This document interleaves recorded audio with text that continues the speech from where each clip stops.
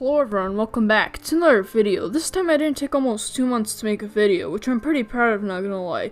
Anyways, I hosted a poll on my server and Megalodon won by a long shot, so without further ado, let's begin.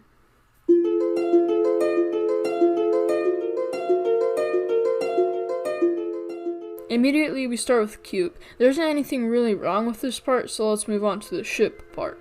I was going to give the ship part a bad score because this gap was too tight, but then I realized you can just fly above it, which makes the ship part free. The free fly mode is executed perfectly in this part, and I absolutely love it.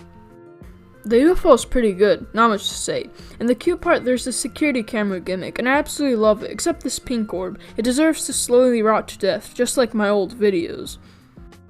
The next part is the wave part. My favorite thing about this part is the vent system, which I'll talk about more a bit later into the review. At first, it's probably the most difficult part. However, I got pretty consistent at it pretty quickly. Only thing that made it annoying was that it lagged a lot, which made the experience that tiny bit harder. The next part is a ship with this cloak mechanic. It gives the part so much more character instead of adding some lasers and calling it a day. Unfortunately, the toggle orbs are a bit wonky and hard to hit, and also these saw blades are harder to see than the good things that come from Viper's ball mazes. The next part is the drop, and I have to give some extra points to Subwoofer for capturing the song's intensity perfectly. Unfortunately, there are a few tiny nitpicks I have. My first nitpick is that 57% is really buggy. They're H-boxed there, even though if you hit the roof, you can't reach the orb and die, which is a really questionable thing to add. The rest of the part is pretty good until 65%, where if you don't click the dash orb fast enough, you immediately die, making the dash orb kinda buggy. The second to last part of the level is the boss fight, which I have to say is probably the hardest part of the level by far. There's so much going on the screen at once that it makes it kinda hard to see what's coming up, especially at the end of the part. The last part is perfect. It's really easy, however it's also easy to slip up, which makes for the perfect ending. Overall, I give the gameplay a solid 8.5 out of 10. I would have given the level a 9 out of 10, but there are some weird parts like 57%, the dash orb at 65%, and the boss fight being a bit wonky.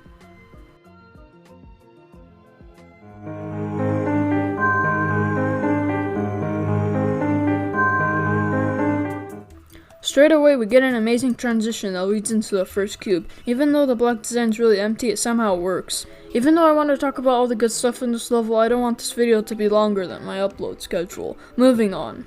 This ship part is really good too, with an amazing transition. Every single piece of decoration in this part works, like the seaweed.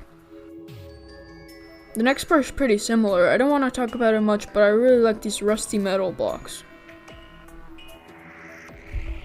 My favorite thing about the next part is the water in these metal tubes. This part is extremely solid. I don't think this part does anything wrong, really. The next part is easily one of my favorites. There's so many small details I love in this part, like the smoke animation and these little secret vents.